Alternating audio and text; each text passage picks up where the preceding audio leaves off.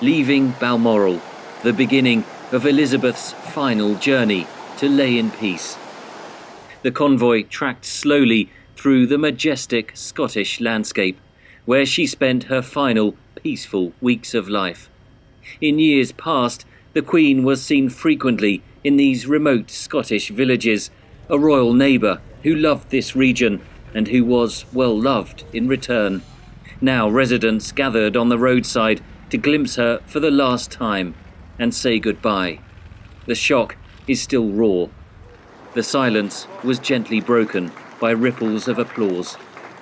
We've known for all our lives, so it's been the one constant thing in the whole of our lives, the Queen. After a 6-hour journey, the convoy crossed the Firth estuary and arrived in the Scottish capital, Edinburgh. Along the Royal Mile, thousands waited to see the cortege. A very historic moment. Quite speechless, actually. She was a lovely lady. Great mother, grandmother, and she did well. Very proud of her. I think it's just important to be here, just important to say goodbye. She's been on the throne for a long time. So, yeah, it means a lot. Sorry. The coffin will lie in Edinburgh's St Giles Cathedral, where the public will be invited to pay their respects.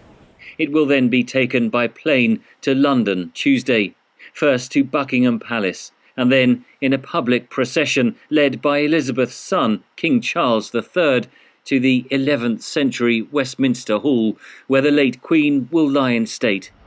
The hall will be open 23 hours a day for visitors and guarded by soldiers from the royal household.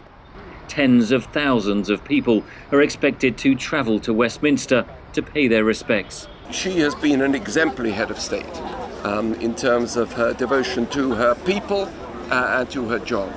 And then I think the other thing to take away, which is inevitable in all these crowds and expression of emotion, is the enduring command that the British monarchy holds over the emotions of people in Britain. The funeral is scheduled for Monday, September 19th at Westminster Abbey. The coffin will then be taken to Windsor for the committal service, where the Queen's husband, Prince Philip, was laid to rest. Henry Ridgwell for VOA News, London.